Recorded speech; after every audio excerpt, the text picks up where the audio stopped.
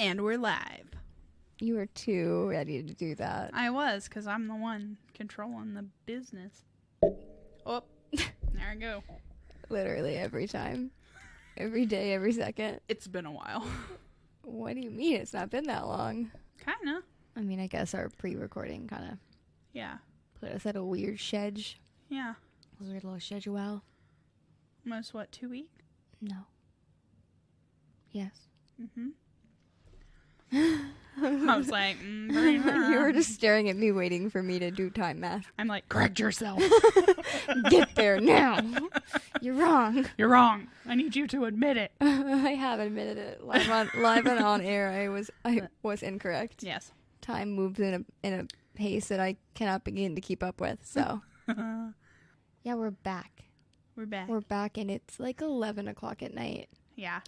And we've never done a late episode like this before. We'll see how goofy we get. Other than Spooky Woods, but I feel like that doesn't really count because, one, that was still like 7:30, and two, it was live, and it was just a whole different ballpark, a whole different vibe. It's true. And having a live, having like people watching, I don't know, different vibes. Yeah. Different vibes entirely. Also, I'm usually in bed by now. Really? Yeah. Oh, well, sorry to keep you up. I'm an old lady. But you did like this idea when I suggested it, so. And instead of beverages, we're having the new Strawberry Frosties from Wendy's. Yeah. I almost called it Frosties. The new Strawberry Frosties from Frosties. Well, I mean, that wouldn't be a bad name for the restaurant. Who knows who Wendy is? I don't. It's his daughter. Oh, is it really? Yeah. Dave Thomas. You knew that a little too quickly. It makes me feel like I probably should have known too. Probably. With the headquarters being like 5 minutes away from here. But also one of my professors worked for Wendy's HR. So he like talked to us about Wendy's all the time. Oh, he was really into it, into the background, into the history. I'm like, bro, give us some coupons. Yeah, sure. But our Wendy's interaction was so weird. Oh my god, it really just got my heart aflutter. I was so confused. I was so confused by the entire exchange. First of all, the person in front of us ordered like everything on the menu, I swear. It took forever. But then I looked at their total and it was like $11. Oh, so maybe they were just waiting. Maybe they were busy and so they had to have a waiting moment. Maybe. But we went up to the window and this guy goes, "We're in the middle of the okay, please take a look at the menu." And I swear to you, he said, "We're in the middle of a tornado drill." And I was like, I didn't hear that much. I just heard we're in the middle of something. Take a look at the menu. And I'm like, what? I swear I heard tornado drill, which doesn't make any sense because why would you have a tornado drill at 10 o'clock at night? And I don't think that a lot of businesses actually have tornado drills, so that doesn't line up. It was super confusing. And then we got to the window, and he gave us our... Before we get there, Morgan was like, "Do you have the Strawberry Frosties?" And he's like, "Anything else?" He just added 2 Strawberry Frosties, like... And I was like, what if I just wanted to know if you had... What if I was just inquiring about them? Maybe I didn't even want one. But then we got to the window, and he gave us our Frosties. And then he goes, "Watch out for the zombies. They're over at McDonald's. They just had the Filet-O-Fish, so they're feeling kind of frisky or something." This story sounds so fake, but I swear everything said happened. And I was like, zombies? And I was like, I feel like this is a joke, but like he kind of said it too quickly, and like, so by the time used to be a game like zombies and something. And honestly, that's the first thing I thought of when he said that. I was like, is somebody playing that like zombie game? They used to do it at OU all the time. Yeah, no, yeah, they did. That. They would wear the headbands or whatever. Loki seemed kind of fun, but that's the first thing I thought of was like those zombie games, and then I was like, that doesn't really line up. That isn't a thing I've ever heard of in our area. And just like the way he brought it up and talking about the Filet-O-Fish, it just didn't really make sense. And I think the problem was just, I think it was a joke, but he said it too quickly. So then by the time you figured out what he said because you really had to think about it because it was so fast that by the time you figured out what he said, then it's too late to even react. So I was just kind of like, I don't even remember what I said. I blacked it out. I blacked out what I said. I literally don't know what my response was. She was just like, I was like, okay, have a good night. Thank you. And then we left, and I was so flustered that we didn't even get straws or spoons. And the whole time I was like, spoons. And she was just sitting there, and he's talking about fucking zombies. Yeah, so then I drove away because I was like, I gotta get out of here. I don't know what's happening. She, like, rolled up her window. And then what was funny, it was nice out. What was funny is I just rolled down her window, and I was like, you should have your window down. It's really nice outside. And then I drove away and rolled mine up because I was just like, ah. And then I was like, oh, right. We're having a windows down moment. I need to roll my window back down. Trying to keep safe from the zombies. I know. And then, I don't know. It's just so weird. It's so weird. And now we have our Strawberry Frosties. And I got to say, they're like, okay. They're okay. They're not like blowing my mind or anything. No. And I feel like this is a new batch or like something because I don't feel like it should be this soupy when we just got them. Right. Makes me feel like we got like they like not brewed, but they were like making new, but it wasn't fully ready or something like that. Like slushy machines. Yeah. Like we got mediums and I could have had a small because I don't really think they're that good. Yeah, same. But we tried them. We can't say we didn't try them. Yeah. We have officially tried them. We have officially tried them. And I am Meara. And I'm Morgan. And we are Mysteriosities.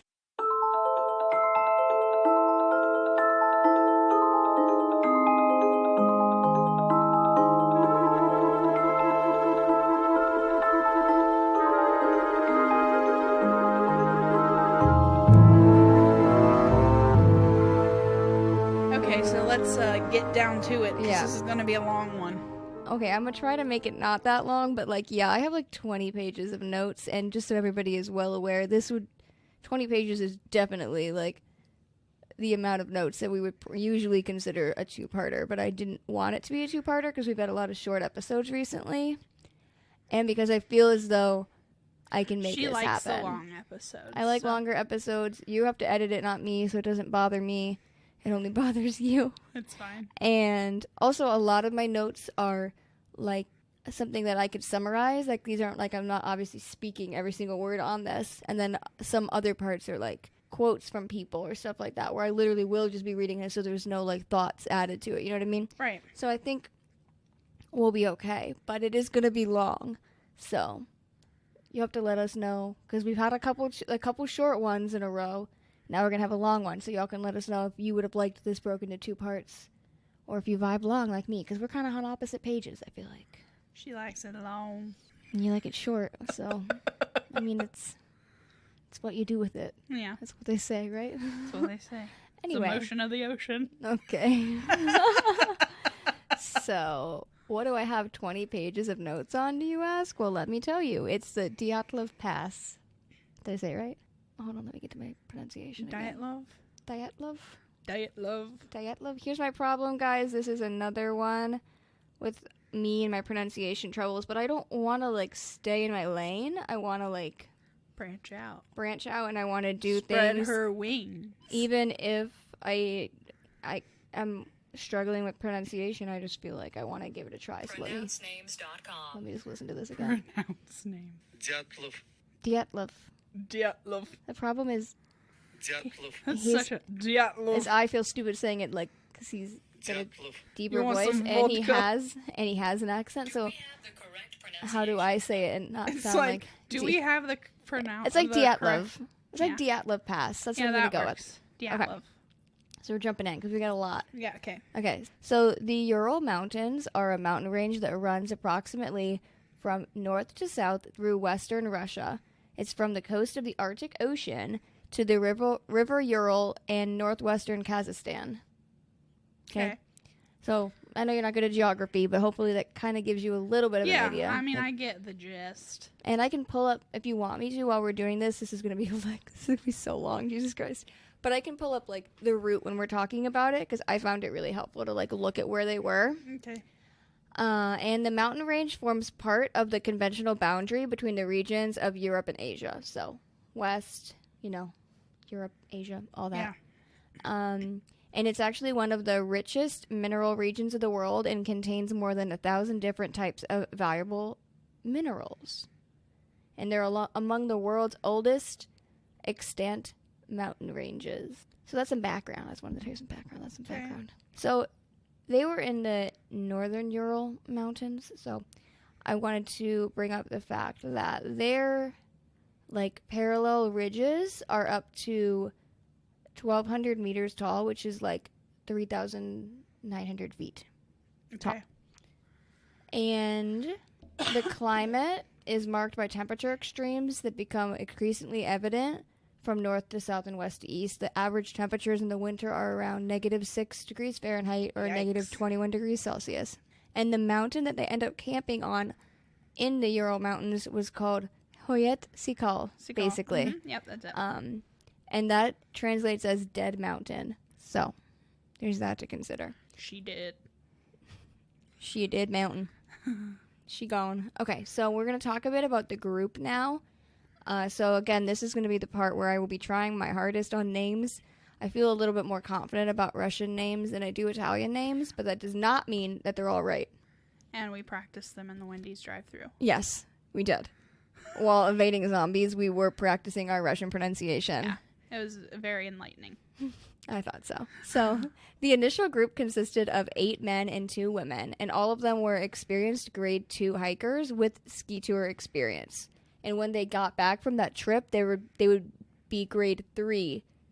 They would like get the certificate to like move up to grade 3. So was this like a task that they were trying to achieve? No. This was just for fun. Like being a grade 2 like certified hiker is a for fun thing. Like that's like something you do if you like hiking. Like, right, you can get but like I'm to... saying is that their whole point of going was to get to grade 3? I mean, I don't know that was the whole point, but it was going to get them to it was going to get them to grade 3, yes. Okay. And at the time that was the highest certification available in the Soviet Union.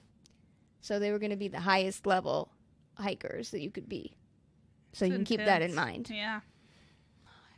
I forgot how much I talk and then you can't breathe. Right? So the leader of the group was Igor Dyatlov. And he was a 23-year-old radio engineering student. I didn't realize how young he was anytime I've heard about this. Yeah. I don't know how much you've heard about it. I just heard Morbid's episode. Okay. Well, I don't know. And that was a while ago, like one of their first ones, I think. I don't know. Maybe. I know I've heard it too, but it's definitely been a minute. But yeah, I don't think I realized how young most of the group was. So he was only 23 years old. He was a radio engineering student at the Ural Polytechnical Institute, which was where a lot of them were from. They had like a hiking club. Yeah. So a lot of them were from that club. So he assembled the group, and so I'm going to really quickly, I have like little bios about everybody. Okay. So we're not just talking about their early, like, untimely demises. So he was born on January 13th, 1936, and he was a very talented engineer. He actually designed and assembled a radio during his second year at school that was used during hikes in his 1956 hike in the Cheyenne Mountains.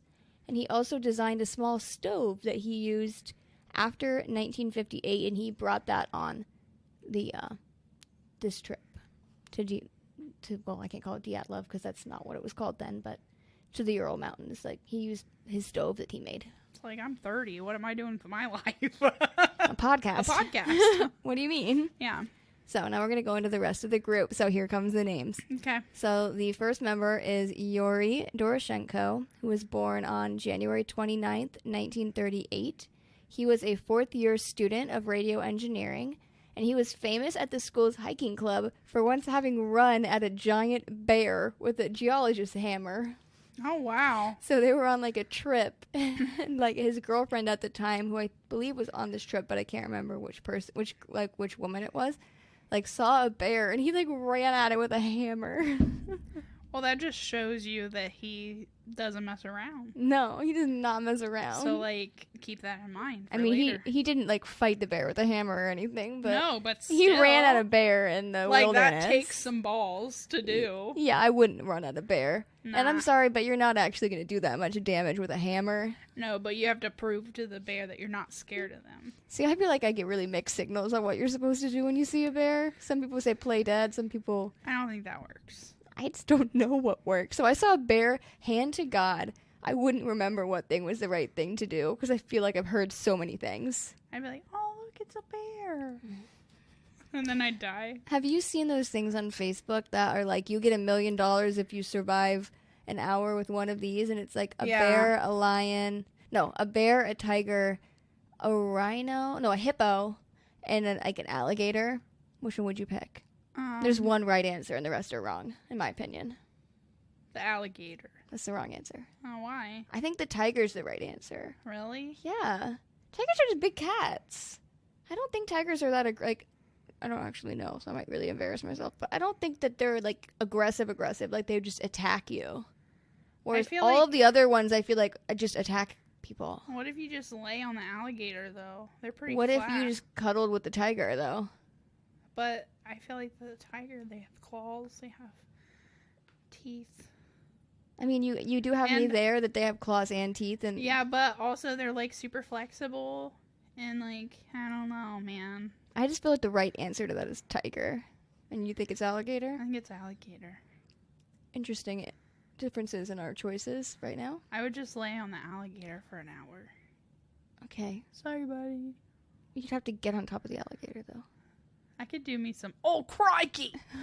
Oh, those are crocodiles. I don't actually remember if the meme had a crocodile or an alligator or what the difference is, to be perfectly honest with you. It's in their snout. Oh, okay. Well, I don't know if the snout has anything to do with whether or not you'd survive an hour with them. I think alligator snouts are pointy and crocodiles are rounded. Thank you for this, but this is actually not an Really? animal podcast. Sorry. She says as I'm the one that brought it up. Yeah. Anyway, so he was 21 years old when he died. And 21, you said? 21 on the trip when he died.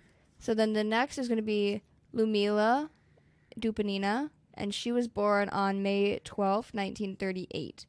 And she was a fourth-year student as an engineering and economics major, which I feel like is hella impressive. Yeah. Engineering is hard. Well, especially back in, what, the 50s? 38 is when she was born, so like late 40s, early 50s. Yeah, like 50s, 50s. yeah. Yeah. Yeah, that's pretty... Hella impressive. Yeah, because the women back then weren't really given a lot of liberties. And she loved to sing and take pictures, and she was a very good photographer. And she was the youngest of the group, and she was actually buried on her 21st birthday. Oh my god. I know. So sad. And then the next member of the team is Yuri Krivonashenko. There you go. And he was born on February 7th, 1935, and he had studied construction and hydraulics, and he had graduated in 1956. Okay. And he was the in-house court joker. He was always the one looking to amuse his friends with jokes or playing the mandolin. I Love You Life was his favorite song, and after his death, his mother took a piece of basalt, which I believe is like a string or something, and she attached a silver plate with the engraving "I love you, life, and I hope this is mutual," and kept it on a shelf in memory of Yuri. Oh, that's sad. I know. And that's a pretty cute song, too.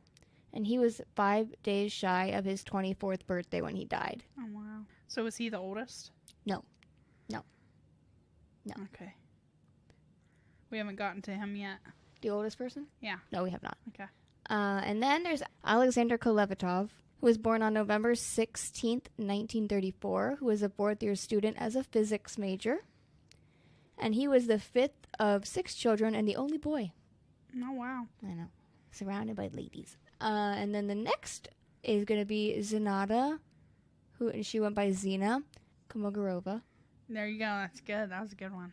And she was born on January 12th, 1937. She was a fifth-year student as a radio engineering major.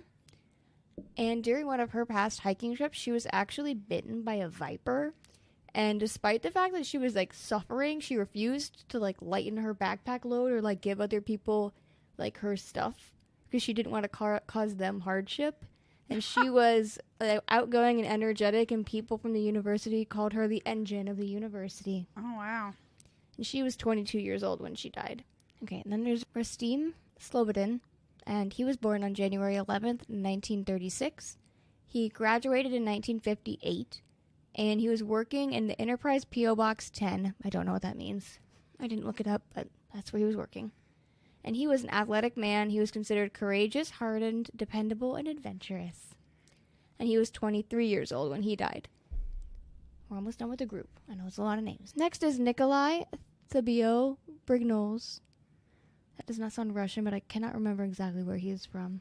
Yeah, he was born in the USSR, but I think his family is French. Okay. Which I took 4 years of French. I took 4 years of of France. 4 years of France. So I should know the pronunciation of the Beau Brignol, but I don't. All I know is you usually don't pronounce the S's, which is why I'm trying to say Nikolai Thibeaux. Nikolai Thibeaux Brignol. So, he was born on July 5th, 1935. He graduated in 58 with a major in civil engineering, and he was working in a construction department in Sverdlovsk. How did we say we were going to pronounce that? Sverdlovsk. You're good. And he really, I just made shit up. I like it. It sounds good. He was popular amongst the fellow students, and everyone who knew him noted his energy, his inventiveness, his friendliness, and his humor. Nice. All these people just seem like genuinely cool people. You know what I mean? And he was 23. And they seem scrappy. Yeah, they cool, can handle very themselves. nice, and definitely 100% capable ass people. Right. Definitely. And he was 23 years old when he died.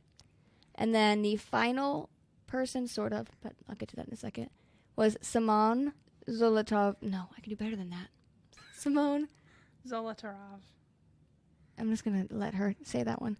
And he went by Zolotarov. And he went by Sasha. And he was born on February 2nd, 1921. He graduated from the Institute of he was old. He's the oldest one.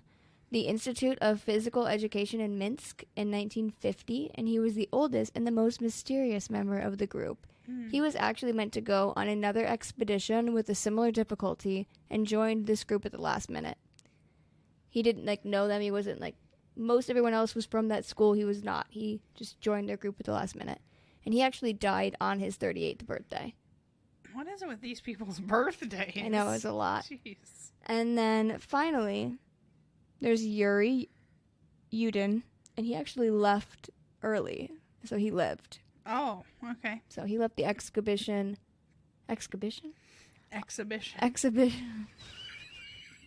We're in for a long night, Maybe y'all. late nights are not good. No, I like it. I feel like the energy is very high. But he left on January 28th, so he left early and lived. Okay, so that's the group. You don't have to remember their name. There's not a quiz, and I know there's a lot of Yuris, but there's 2 Yuris. Well, there's an Igor. There's sort of 3 Yuris, but one left early. Xena. There's Yuri. Well, there's Igor, Yuri, Lumila, Yuri, Alexander, Xena, Rustem, Nikolai, Sasha, and then the Yuri that left. Okay. Oh, so there's 3 Yuris. Yuri, and Yuri, and then the one left. Yuri. In the Ural Mountains. Exactly. So the route was approved by the Slovarska. What did we say? Is that what we said? I don't remember. Sloversk. Fuck. Y'all, I do this to myself, and I want to not. We also have, I swear we have real Russian viewers, at least one. I don't want them to be ashamed of me. Please, if you are Russian and you are listening to us and you know these pronunciations, just message us. We love to talk to people. Sverdlovsk. That's pretty close. And it was approved by the I just heard it. City Route Commission, and it was designed by Dyatlov's group to reach the far northern regions of the Sloversk Oblast and the upper streams of the Lazva River. And the goal was to reach Otorten. So it's like what it sounds like. Exactly, because it usually is. Pretty phonetic, I think. So, yes. So that Otorten, the mountain that they wanted to reach, was 10 kilometers north of the site where the incident occurred. So the route was undertaken in February, and it was estimated as a Category 3, and it was the most difficult time to traverse the area. So they left the city on January 23rd, 1959, to head north. Are you with me so far? I am.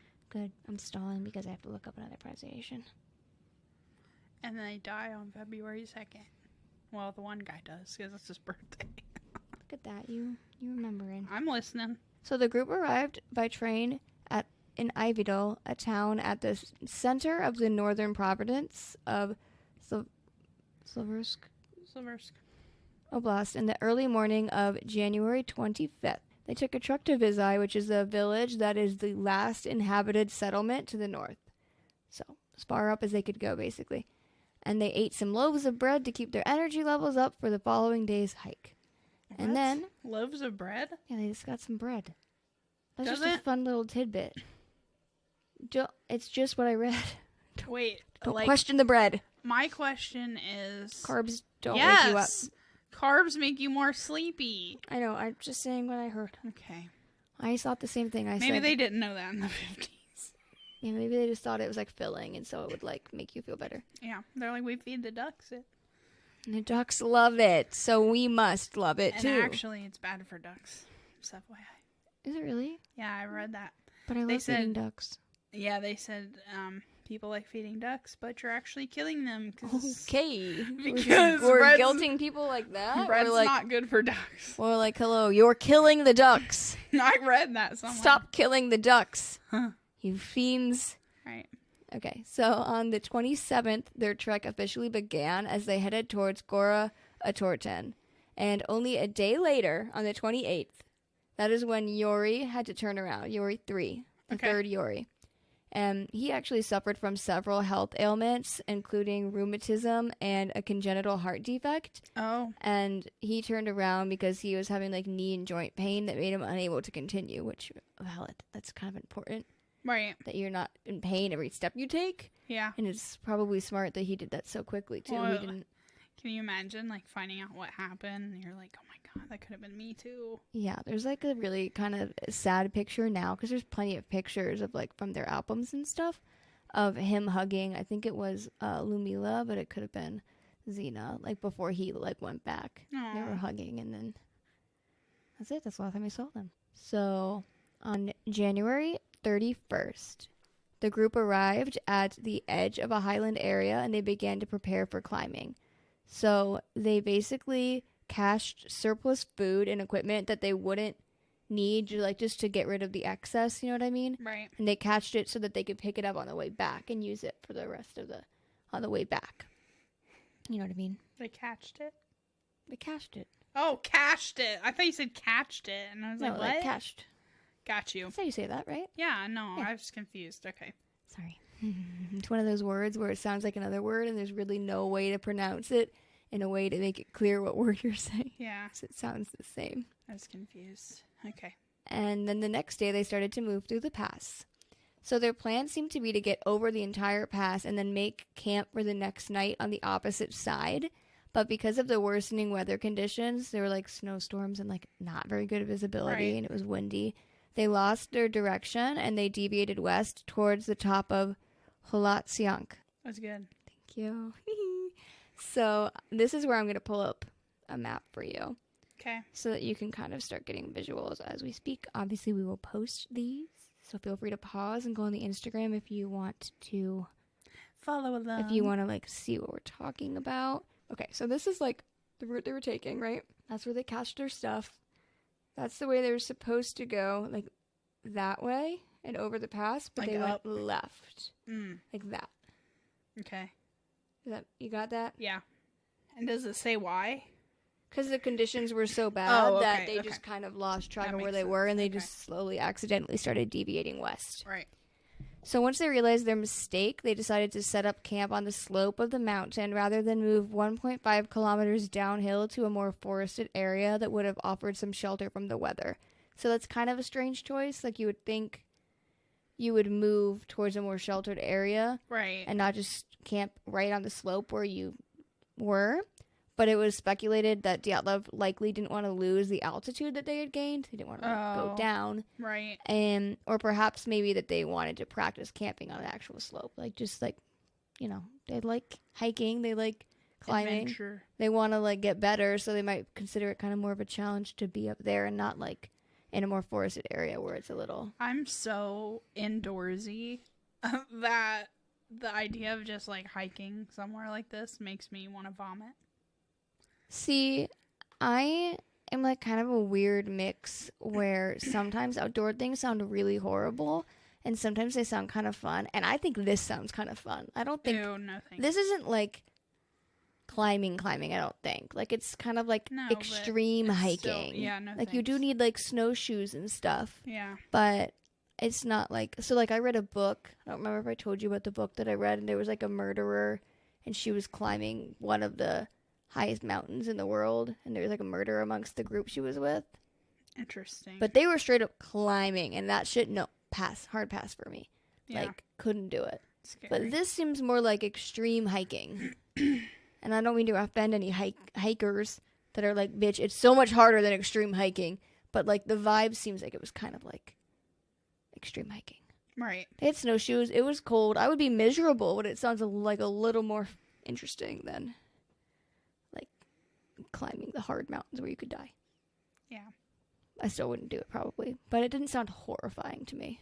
But you're also valid for thinking that it did, so. Yeah. Okay, so now we're moving on to where they started to realize, where the fuck are they? Yeah. So that's the vibe. They deviated west, they camped, and that's when shit started to go down. Right. That's the last thing we know from them. Don't they have... No, maybe not. Did they have diaries? Oh, there's hella journals? diaries. Okay, that's There's fine. hella Okay. diaries. I didn't look at them because there's so much information. I have 22 pages. I didn't need more. Right. It would have been crazy if I had any more, but there are a lot of diaries on this one website. I'll link if anyone wants to look at them. I also didn't even click them, so I have no idea if they're translated into English. I kind of imagine they probably are, but... I didn't even think of that. Yeah. But, yeah, there are a lot of diaries on this website. I'll link it. So, Dyatlov agreed. Am I saying that right? Yeah. Okay. Are you sure? Dyatlov. Dyatlov. Okay. Yeah. Cool. He'd agreed that he would send a telegram to their sports club as soon as the group returned to Vizai. Is that what we said that was? Yeah. This is the shit you have to deal with, but luckily for you, I kept all of them open so that if I needed it again, I could look at it really quickly. Vizai. Yes. And it was expected that this would happen no later than February 12th, though Dyatlov had told Yuri before he had turned around that he thought it was going to take longer than that. So when the 12th passed and there was no word, nothing immediately happened because that's the sort of trip where you kind of can't expect a firm like back by date because you just don't know what's going to happen when you're up there. You don't know how long it's going to take, what the weather's going to be like. Exactly. What like, you encounter. 100%. So you can't be like, oh, it's the 12th, something's wrong. They could just be like a day delayed for all you know. Right. But the problem with stuff like that is then when do you realize something is wrong? Yeah. Obviously, in this case, they were long gone by then. There was no helping them, like no saving them. But there has to be instances where like... So they're supposed to be back February 12th? Yes. So, the day after my birthday. Yes, the day after your birthday. That's the only reason why I re-asked, because I wanted to say that. Okay, yes, the day after your birthday. So nothing happened immediately because, again, you just couldn't expect someone to come back exactly on their plane day on something like a trip like this. Right. But by the 20th of February, the travelers' relatives demanded a rescue operation for good reason. I mean, now it's almost been a month that they've been gone total. I mean, yeah, it's only about a week over the expected time, but still a month is a long time not to have heard from somebody. Yeah, they didn't have cell phones. They so, probably wouldn't have worked. That's true. So the head of the institute sent the first rescue groups consisting of volunteer students and teachers, and I wrote, I think that's weird. That the very first people that went out, like, why weren't the police on that shit? Yeah, that is and weird. Or people in the area. I feel like you should have systems set up Maybe, for that, and it's weird to me that they did not, and that it was teachers the class and of hiking people from their institute, which was not all hiking people. There was the hiking club at their institute. Because, I could see them sending out the hiking club because they're more, experienced hikers and it could have been stuff, it could have been It could have been some people in the hiking club, but it was just students, and it did just say students and teachers. So yeah, that's weird. It's definitely possible it wasn't all hiking club. Right. So I thought that was a little bit weird. That is weird. And then finally, though, later the Army and police forces became involved with planes and helicopters ordered to join the operation. Which I'm like, that would have been my first go-to. Like, helicopters, like... Yeah, it's so much easier. Searching for 9 people. I mean... You're gonna see it, like some remnants of camp or something from a helicopter, as opposed to just trying to wander the area. Because it's not like it's just one person, so it's not like exactly like a needle in a haystack. There's 9 people that they had belongings. They had to make camp. Right, especially if you think about the fact, like, they went off route. So if you were looking for them on foot, you would follow their route, and then you wouldn't find them. Right. So, like, obviously it makes more sense from the air. You're going to have a better chance of finding people who are off route. Yeah, that makes more sense. Yeah. So on the 26th of February, searchers found the group's abandoned and badly damaged tent on Hayat Sahak. Fuck. Did I do a bad job that time? I think I did. I know. You're so sick of my shit. Something. Hayat Siak. Oh. Siako. I don't know how to make the HL sound. That's at the end. Oh. Sounds like I have a fur ball. Oh my god, speaking of fur balls. Yeah, there's one. Not a real one. No. Minerva. Minerva just went. She just went to the laundry room. Hayat Siak. We'll call it that. Oh. Don't insult our one Russian listener. This is for you. The episode, not the mispronunciations. The whole episode is for you. Sorry about the mispronunciation. I am sorry. I have all of them pulled up, but I'm trying. So the campsite baffled the search party. McCall, you think it was Michael? I know it's like Michael, but like I feel like it's like Mikhail. Sharavin, who was the student that found the tent, said, so the student found it? Freaking... Yes, so weird. I'm saying, said, in quotes, the tent was half torn down and covered with snow. It was empty and all of the group's belongings and shoes had been left behind. And some of the belongings that were left behind was a flask of vodka, a map, and a plate of salo, which is white pork fat. And then the investigators later said also that the tent had been cut open from the inside. That's weird. And just a note in case you're confused about the tent cut from the inside thing, because I kind of was. I was like, how could you possibly know if it was cut from the inside or the outside?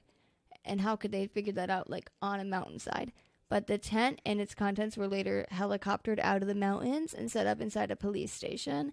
And a seamstress who came to the station to do a uniform fitting happened to notice that the slashes, like, she just happened to, like, look at the tent and happened to notice the slashes had been made from the inside.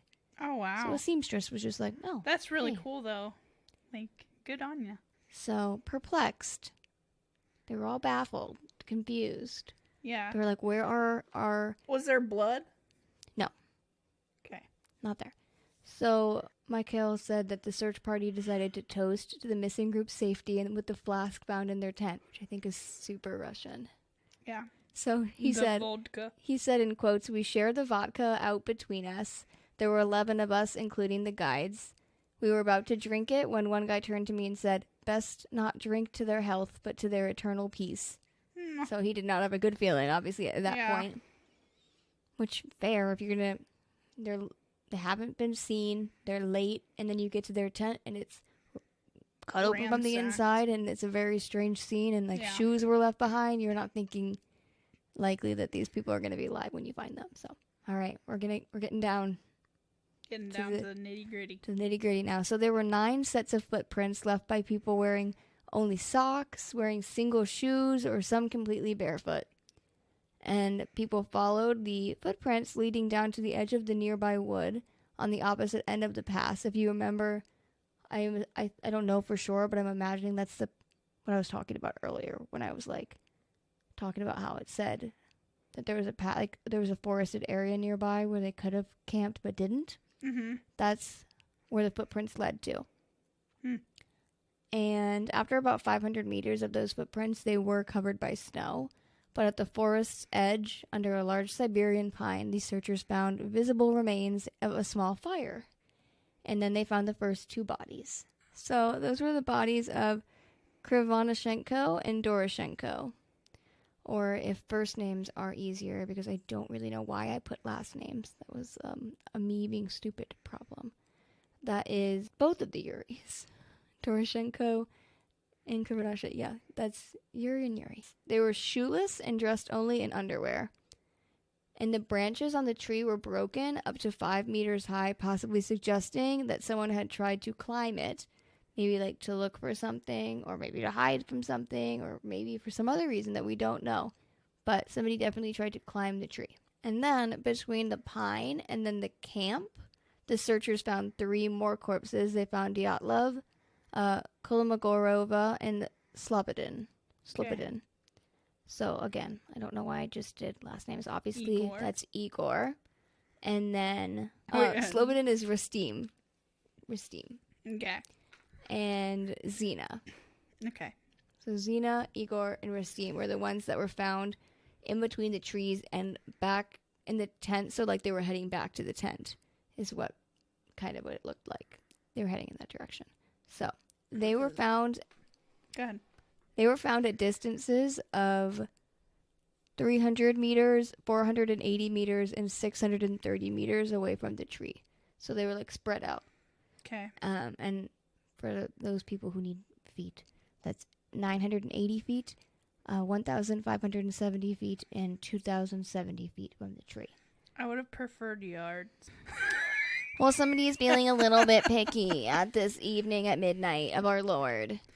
Well, I'm just thinking, like, I can picture a 100-yard football field, but I can't picture 900 feet. Hey, Siri.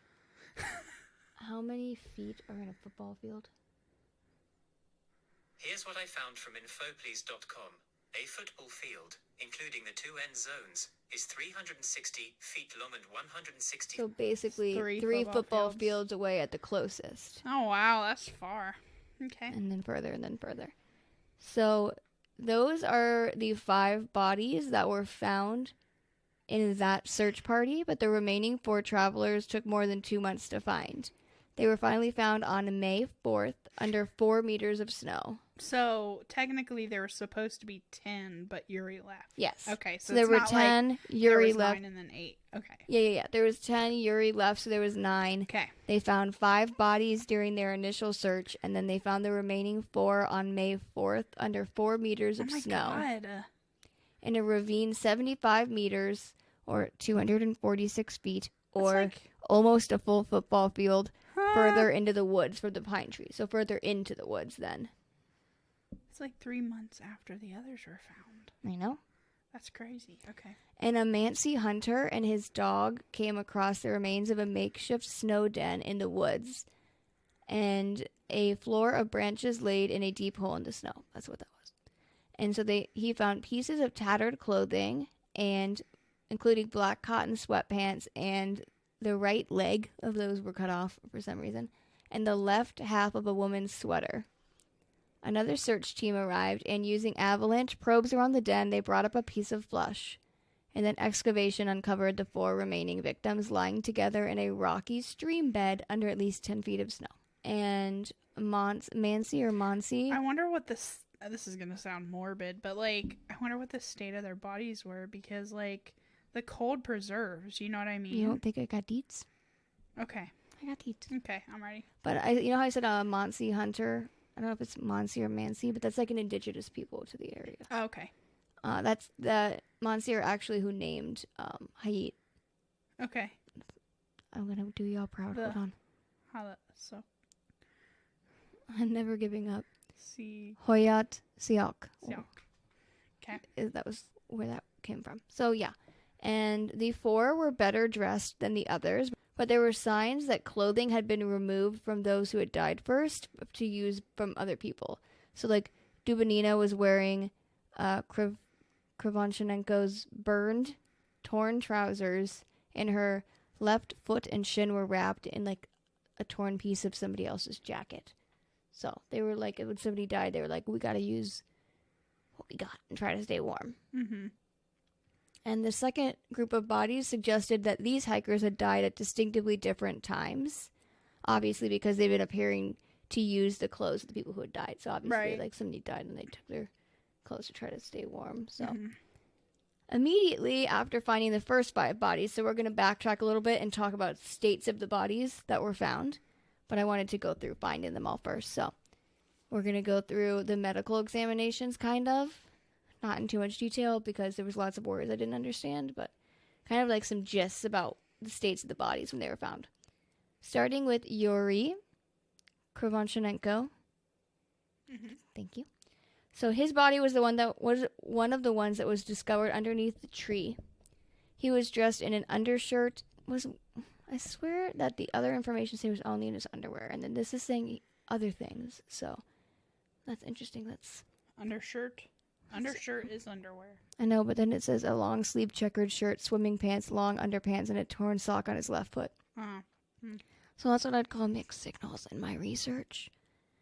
But I would say probably this is more accurate, and the only in the underwear thing seems kind of more like shock value thing. Right. So I would say this is probably, because this is from the medical examination, so it seems like this might be a little more accurate. So he had blackened fingers and 3rd-degree burns on a shin and a foot. 3rd-degree burns. And inside of his mouth, there was a chunk of flesh that he had bitten off of his right hand. What the fuck? He had bruising on his forehead and his left temporal bone, as well as bleeding in his right temporal and occipital region. Sorry. What's the occipital? Occipital. What's the occipital region? I think it's... Okay, I found this on the web for what's the obstacle fuck, what's the occipital region. Oh, he just said fuck! I'm leaving that in there. That's funny. What's he talking about? He's high. It's a lobe of the brain. Yeah. Occipital lobe. Isn't that up here? Probably, but I don't feel like looking at photos. No, that's the frontal. It says most often affects the back of the skull, the occipital area. It's the back. Yeah. So, he had bruising on the back of his head. Okay. And his right temporal and left temporal and forehead. He had lots of bruises, basically, and abrasions on his chest, ribs, thighs, and wrist, and skin lesions on his thigh. So, that's a bit of a gist on his injuries. The ones that were found first were the ones that definitely had less visible injuries, and it was more considered like hypothermia. The ones that were found later are the ones that have the weirder injuries. Right. But we're still going to go through all of them, obviously. And then Yuri Doroshenko, which is the other man that was found under the tree, was wearing a sleeveless cotton undershirt, short sleeve checkered shirt with 2 empty breast pockets with all 6 buttons fastened, shorts and swimming trunks, blue cotton underpants fastened with 2 buttons badly ripped on the front of the right side, with 1 large hole and, 2 large holes. That's straight from the medical report, which is why that was so detailed. Sorry, everybody. I know you really care about the buttons being buttoned, but he was also wearing different sets of wool socks on both feet. Socks on the left foot were burned and no shoes. Well, yeah, his shoes are back at camp. Yeah, basically everyone's shoes are back at camp. Right. So Doroshenko's body had burned hair on one side of his head and a charred sock. But basically all of the bodies that were found first, the first 5 bodies, were all covered in bruises, abrasions, scratches, and cuts. Which you can see them getting hiking. I could. No, Why? like a lot. Oh. And they're not hiking in like the woods where they're getting scratched by branches. They're on like a mountain pass. Like anything like the Pass of Edoras, then I do not understand that reference. it's Lord of the Rings. I just wanted to make sure that I violently told you that I did not understand that reference. Like this is like the type of thing they were hiking. Like Yeah. Like there's nothing to scratch yourself on. You're just in snow. Yeah.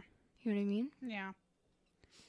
I guess so. I mean, you could definitely... I'm not saying you couldn't get some scratches and stuff hiking. Also, why'd they take their shoes off? Why did they take their shoes off?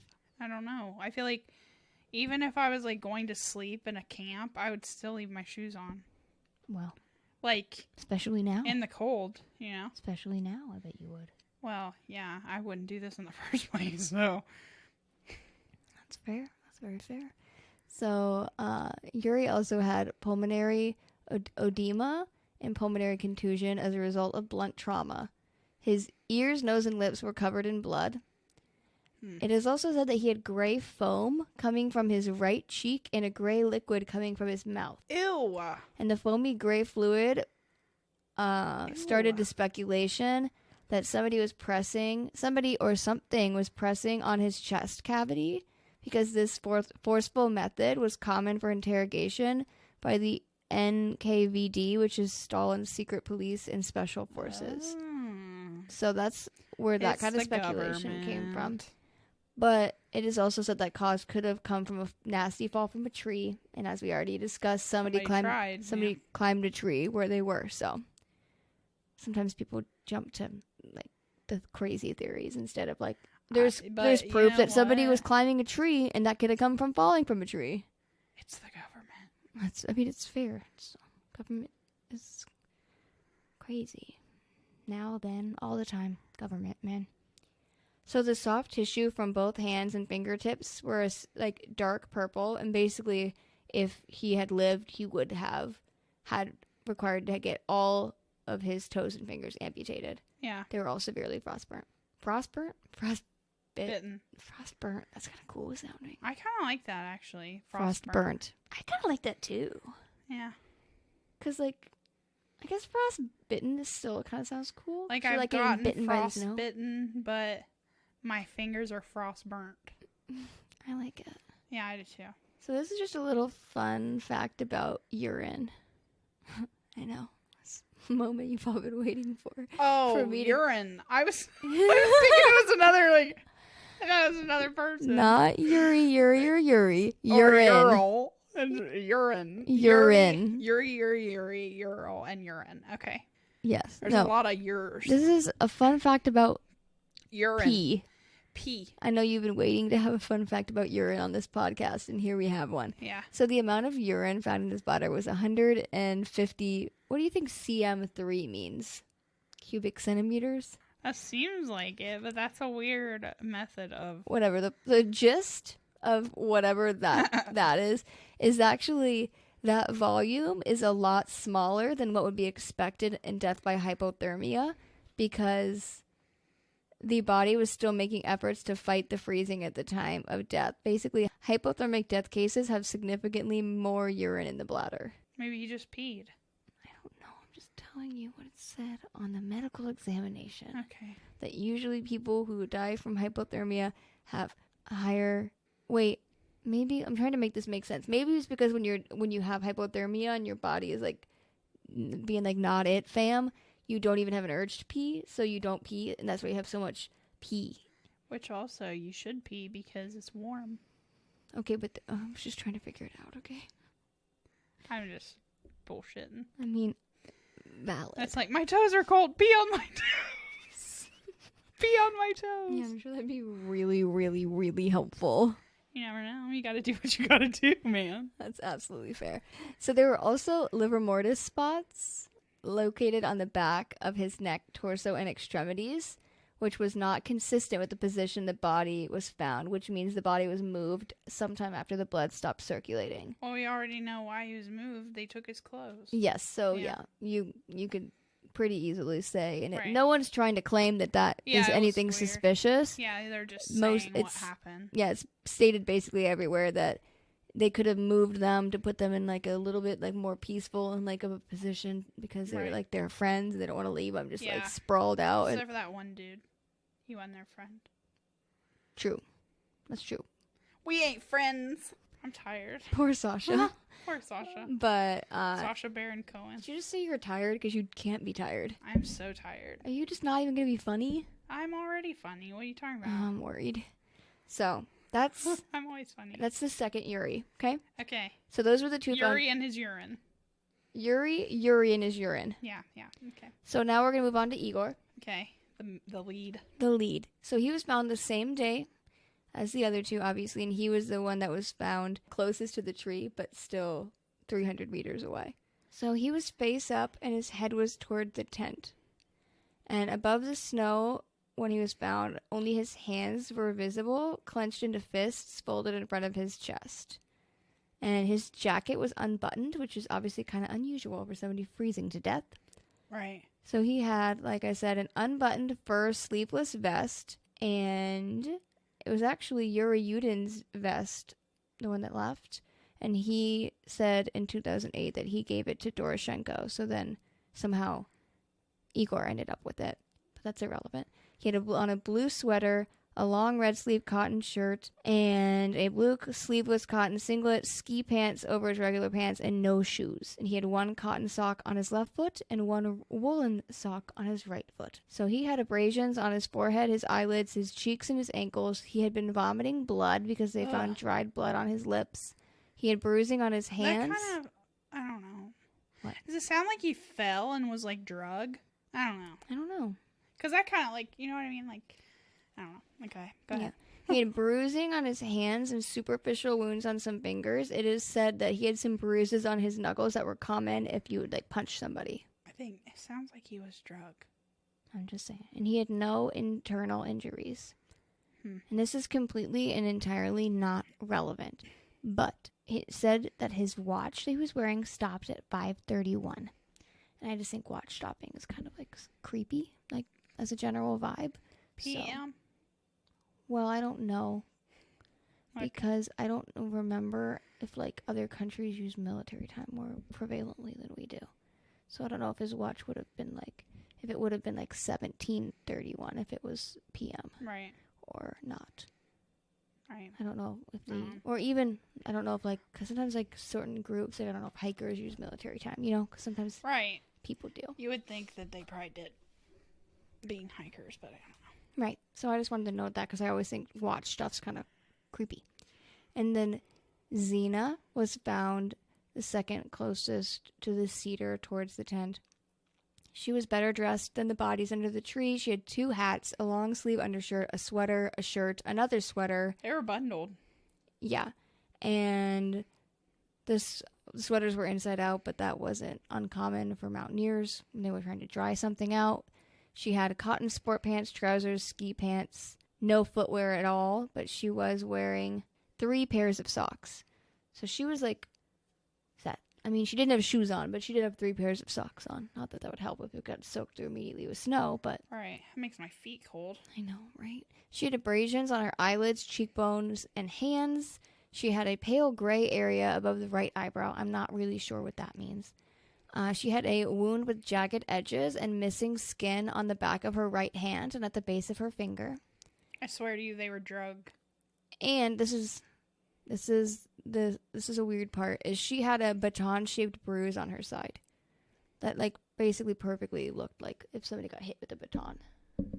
And not a lot of things could make that precise of a bruise. I feel like. I mean, I guess I have a weird bruise on my thigh right now, but a table did that. A table did that, but they didn't have any tables, so they also all had liver mortis spots that implied that they were moved or turned after their death as well as the Yuris under the tree. Wait, even the girl, Zina? Because she still had all her clothes, so why was she moved? I don't know. I'm just saying she had them. Interesting. So now we're on Rustem Slobodin. And he was found furthest from the tree, closest back to the tent.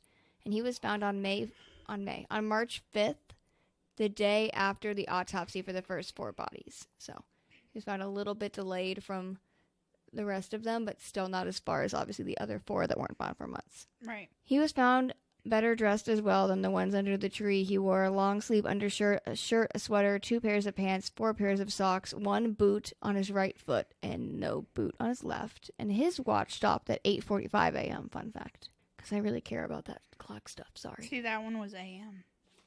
That is true. So he had a small crack in his skull, but it was not thought to be a fatal wound. But it is said it didn't attribute to, like, clumsiness and disorientation. Like, it didn't line up with somebody just, like hitting their head. And it lined up better with somebody hitting him in the head with something. So the medical... What if he fell on a rock or something? That could be, too. They don't know for sure, Z's. But the medical examiner, whose name is Boris... That's such a Russian name, Boris. Don't make fun of Boris's name. I'm not. I'm just saying it's very Russian. It is very Russian. Yeah. And his last name is... Karkaroff. Oh, that's Harry Potter. I know. And his last name is Varazdeny, which I think I did it pretty decent job on pronunciation. That was pretty good, pronunciation. I wish it was Karkaroff, though. Boris Karkaroff. You realize that's not his name, right? No, I know. It's Igor? No, I know. Okay, so why you... Karkaroff is just a very Russian-sounding name. Is he even supposed to be Russian? He or is sounds he also Russian. supposed to be Bulgarian, like Victor Krum? He's probably Bulgarian, too. I can't remember, to be honest. But they're all in that general area. Yeah, Eastern European.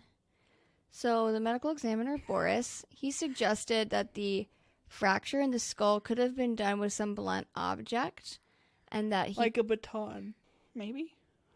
Could be. I don't know why I just had like a blank lapse of like my brain when you said that What for are a you second. talking about? I think I was thinking that I didn't say it like that, so I was like, why did you pronounce it like baton? But I don't think I did. Did I say baton? I don't even know what I said anymore. I think we're old. Okay. Y'all, it is midnight. So like midnight plus, but my phone doesn't want to tell me the time. 12:09. 12:09. Okay, that's fine. So the medical examiner also suggested that he did probably suffer a loss of coordination due to initial shock right after that could have sped up his death from hypothermia. All of the scratches and bruises on him were blamed on that, basically. Though it is somewhat unclear how he managed to harm the exterior of his hands and his legs, because when a person falls, usually it's their palms, obviously, that's like catching your fall, you know what I mean? Right. But instead he had a lot of injuries on the outside of his hands. Basically, what the medical examiner was saying is all of his injuries are the exact opposite of what you would expect from somebody who was like uncoordinated from a hit in the head and dying of hypothermia. It just didn't line up with how a person would be. She's yawning. Because he was drugged. You seem to have a really I'm going firm with it, belief. man. I think a Yeti came and drug him. I'm just kidding. Anyway, so maybe it was a bioengineered Yeti by the Russian government.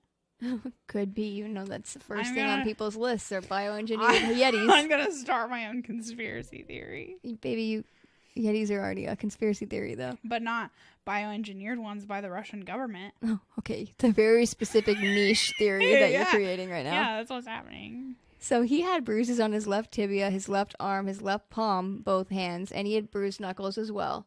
Remember that there were bruised knuckles before. Right, because it looked like they were fighting. So that's interesting that two of them have that, so it's kind of intriguing. What if they were fighting each other? That's what I was implying. Oh, okay. So that could have been a little tiff on the mountain as well.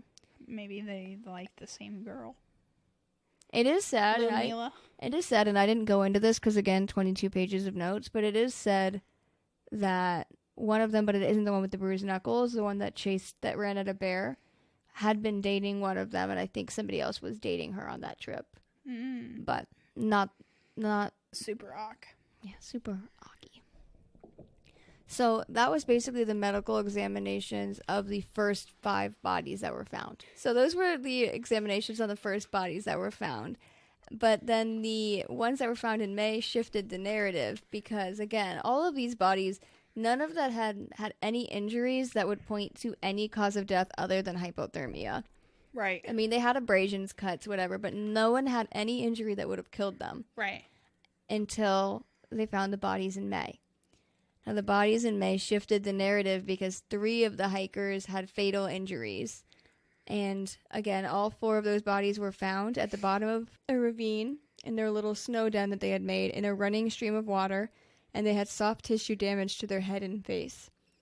And it was assumed in the post-mortem examination that these injuries happened post-mortem because of the location of the bodies in the stream, but then there's some evidence that suggests that it wasn't, so it's like kind of sus. I don't know.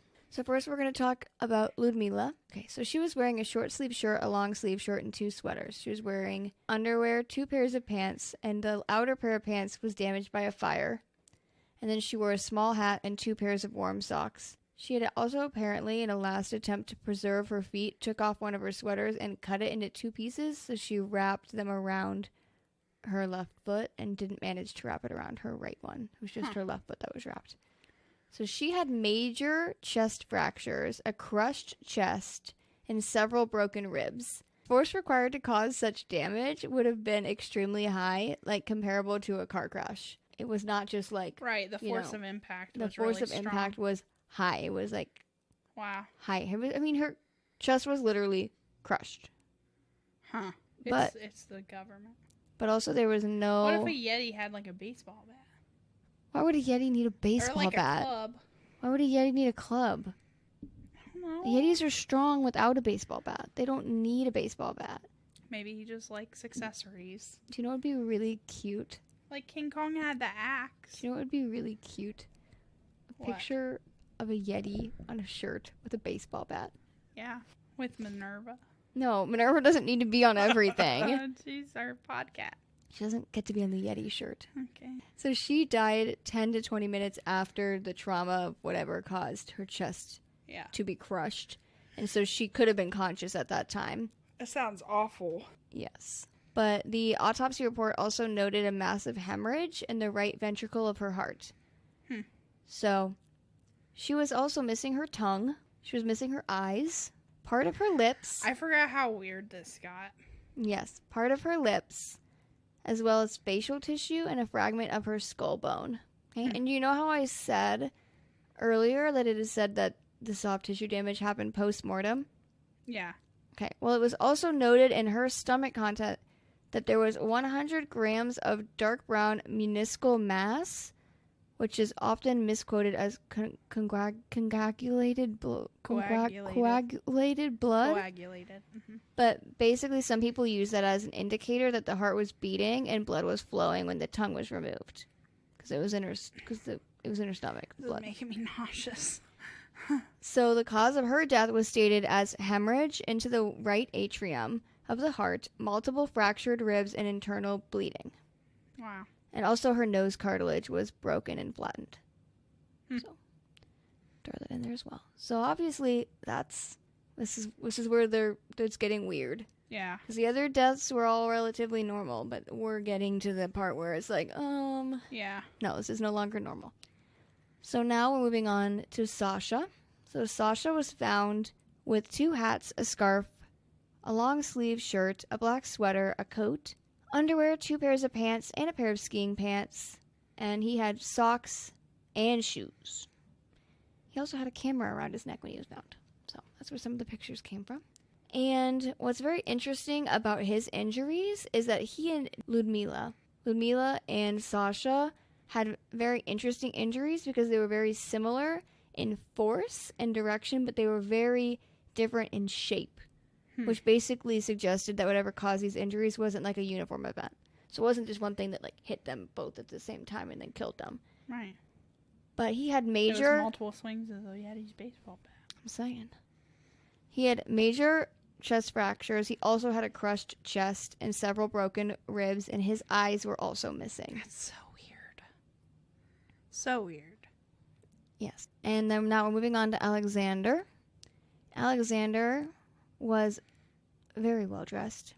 He had a shirt. A suit and tie. I guess I did word that. Like he's a very well dressed man. A fedora with a feather in his cap. Wow, you have a weird taste in style. Well, I'm thinking like the 50s. That's fair. Okay, that's fine. He had a sleeveless shirt, a long sleeve shirt, a sweater, a fleece sweater, a ski jacket. He had shorts, light pants, ski pants, another pair of pants. He had no shoes, but he had woolen socks that had signs of fire damage.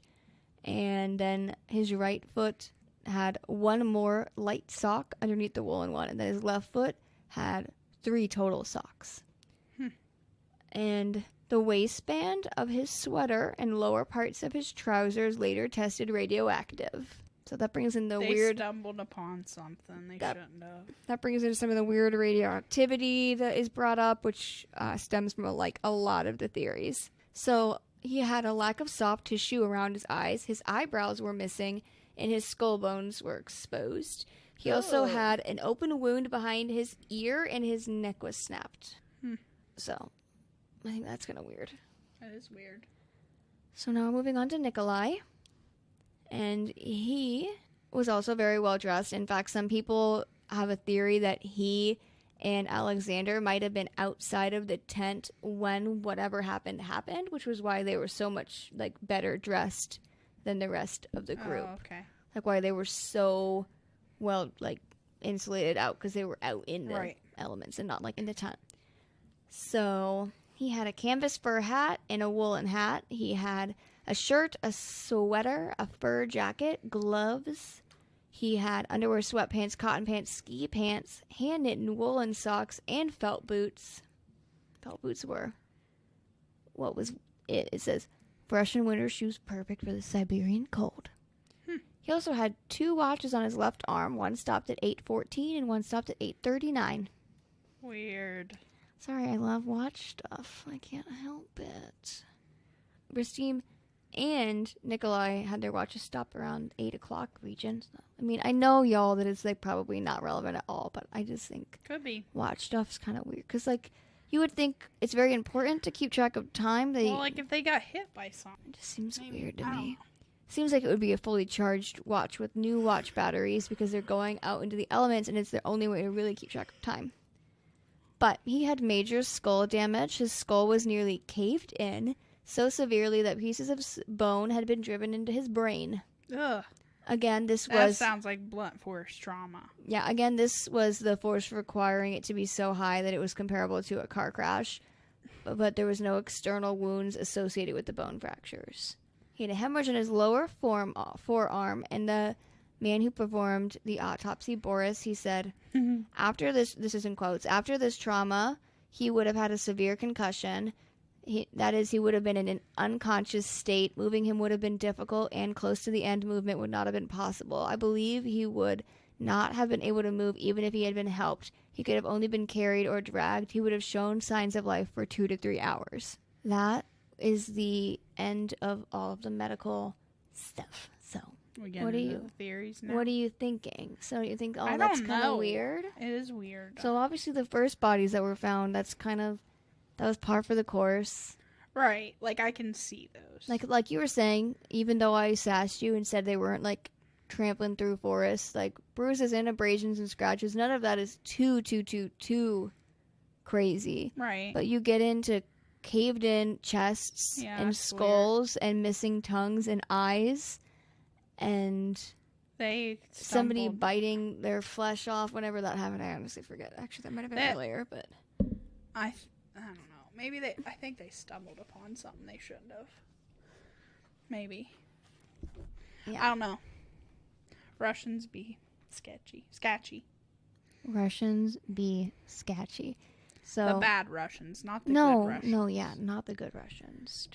Just the bad ones. Okay, so this is the moment of truth. Okay, guys, so remember when I said that we weren't doing 2 parts? You just witnessed it live. We've decided we are doing 2 parts because it is 12:30 and we are at... And I'm a sleepy girl. We're at like 1 hour and 30 minutes of recording, and honestly, I don't think there's that much to cut. No. I could probably trim it down to like 1:15. Yeah. So the fact that I'm halfway done with my notes means that we definitely would have like a 2+ hour episode, which part of me wants to experiment with and see if y'all guys like it, but also... But we're going to have to do that when it's during the day, and I'm not so... Yeah, I don't want to get to the point where she's snoring next to me, because it will make me self-conscious. Yeah, no, but I was super interested the whole time. So I think the fact that we got to theories is a decent stopping point. I think it's a good cliffhanger. Yeah, we got through all of the medical examinations and what went down, little backstory. So then you can just kind of ponder on it a little bit. Yes. We can start thinking what y'all guys' theories are, and then we can see if they come up in my theory combo. It also gives me time to decide if I want to go deeper into some of them that I kind of just skimmed on. Because I could do that tomorrow. I could look into it. I could look into the bioengineered Russian Yetis. Yeah. Is that what you said? With baseball bats. That's the Meara theory. Keep your eyes out for the merch. I'm not joking. I want a Yeti with a baseball bat. Yeah. On a t-shirt. Yeah. And on a sticker. And he has a tattoo on his arm that says USSR. Okay. Okay, I guess if he's bioengineered, we do have to go there on that joke. No, it's fine. Okay, so yeah, you witnessed us live deciding that we do have to split this into 2 parts. Yeah. I guess you could technically cut out earlier when we promised it was 1, or you could keep it. I don't know. We'll find out. We'll see what I get. I'm also starting to get a headache, and I also am very tired, and I haven't been home since 8 o'clock this morning. Yeah, so. your kitties probably miss you. They probably do. They're probably like, "Where's Mom?" I'm gonna go home and feed them and then go to sleep. They'll cuddle So, yeah. We're gonna have another week with 2 episodes, so you'll get to enjoy that. We're killing the game here. A little Monday release and then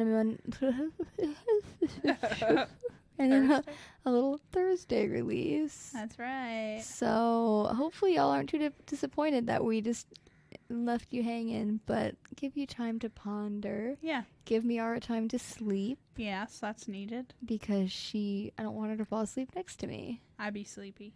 She be sleepy. So I will jump right into socials so she doesn't murder me or fall asleep or whatever. Or look at her really awkwardly until she does. Okay, anyway, so yeah, follow us on all social medias if you haven't already. I'm not gonna ramble about them because y'all know by now. Please rate and review us. I have a new incentive. If you rate us, we'll read it on the podcast. So you'll have your 10 seconds of fame. So leave us some reviews and we'll read them. And we're almost at 500 downloads, guys. So we're coming up in the world. Yeah. Almost 500 is our next little milestone. We'll get a little accomplishment on Buzzsprout. Yeah. So yeah, leave us a review. We will read it in the next episode or the next episode, depending on when you leave it and when we see it. And then you could be famous. You could be featured on an episode. And wouldn't that be so fun? And so you should do that. And what notification did I just get? It's a snappy chat. And yeah, what else was I going to say? Oh, to the one Russian listener, if you're listening to this is for you. This whole episode was for you. And I'm really sorry that Meara made a tattoo USSR snowman Yeti joke. Snowman Yeti joke. I was thinking about Maybe abominable snowman. Yeah, in Monsters Inc. The way he has the snow cones. Niche reference. I don't remember that movie. Oh. I'm also sorry for the pronunciation. It wasn't that bad. I think you did a good job for what you had. I think I did an okay job. For an American, you did a good job. You know I don't like that frame of reference. I want to be better. But, yeah. Anyway. So, that is it for tonight. And that's all. That's all I have for today. So, thanks for listening. And we are Mysteriosities. You jumped into the we are too soon for me to do that. I know.